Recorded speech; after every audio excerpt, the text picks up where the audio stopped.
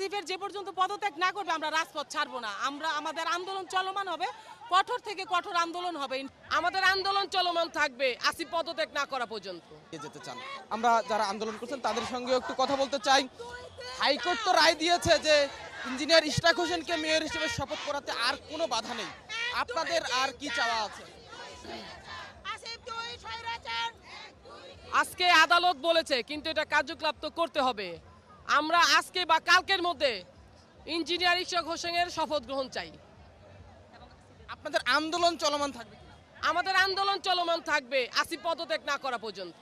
অদিতি, একজন কিন্তু বলছিলেন আসলে তাদের আন্দোলন চলমান থাকবে। তারা যেমনটি স্থানীয় সরকার উপদেষ্টা আসিফ মাহমুদের পদত্যাগ দাবি করেছেন, পাশাপাশি আদালত যে রায় দিয়েছে সেই রায়ের বাস্তবায়ন তারা আসলে দেখে যেতে চান। অর্থাৎ মেয়র হিসেবে ইশরাক হোসেনের শপথ পড়ানো হবে এমন ঘোষণার পর আসলে তারা আসলে রাজপথ ছেড়ে দিয়েছেন। আরেকজনের কাছে আমরা জানতে চাই, আপনাদের এই আন্দোলন আসলে কতদিন চলবে বা আপনারা রাজপথ ছেড়ে যাবেন কখন? আপনাদের কোনো নির্দেশনা এখন পর্যন্ত এসেছে কিনা? দেখুন, আমাদের নির্দেশনা এখনো আসে নাই। ইশরাক ভাইকে শপথ গ্রহণ করা হবে এবং এই ফ্যাসিস্ট হাসিনার মতো যেই উপদেষ্টা এখানে বসানো হয়েছে ওরাও ফ্যাসিস্ট, তারা ফ্যাসিস্টের রাস্তায় চলতেছে। আসিফের যে পর্যন্ত পদত্যাগ না করবে আমরা রাজপথ ছাড়বো না। আমাদের আন্দোলন চলমান হবে, কঠোর থেকে কঠোর আন্দোলন হবে ইনশাল্লাহ, যেই পর্যন্ত আসিফ পদত্যাগ না করবে। অতীতে আপনি শুনছিলেন আসলে আন্দোলনকারীরা বারবার তাদের দাবিগুলোর কথা আসলে বলে আসছিলেন।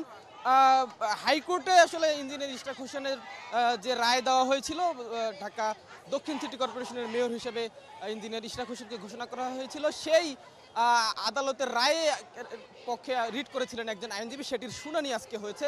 সেখানে আদালত আসলে রায় দিয়েছেন যে ইশরাক হোসেনকে শপথ পড়াতে আর কোনো বাধা নেই। তবে শপথ পড়ানো হবে কিনা আদৌ সেটি স্থানীয় সরকার মন্ত্রণালয় কিংবা অন্তর্বর্তী সরকারের বিষয়ে তাদের পক্ষ থেকে আসলে কি বলা হয় সেসব বিষয়েও আসলে আন্দোলনকারীদের মধ্যে অনেক প্রশ্ন রয়েছে। আসলে শপথ পড়ানো হবে কিনা, সেই কারণেই তারা বলছেন যতক্ষণ না পর্যন্ত মেয়র হিসেবে ইঞ্জিনিয়ার ইশরাক হোসেনকে দায়িত্ব দেওয়া হবে ততক্ষণ পর্যন্ত তারা রাজপথে থাকতে চান এবং তাদের দাবির পক্ষে, পাশাপাশি তাদের অন্যান্য যে দাবিগুলো রয়েছে সে দাবি নিয়ে তারা আসলে এখনও রাজপথে রয়েছেন এবং এই রাজপথেই তারা আসলে থাকতে চান। তারা আসলে আন্দোলন প্রত্যাহার করেন কিনা সেসব বিষয়ে তাদের এখনও কিছু জানা নেই।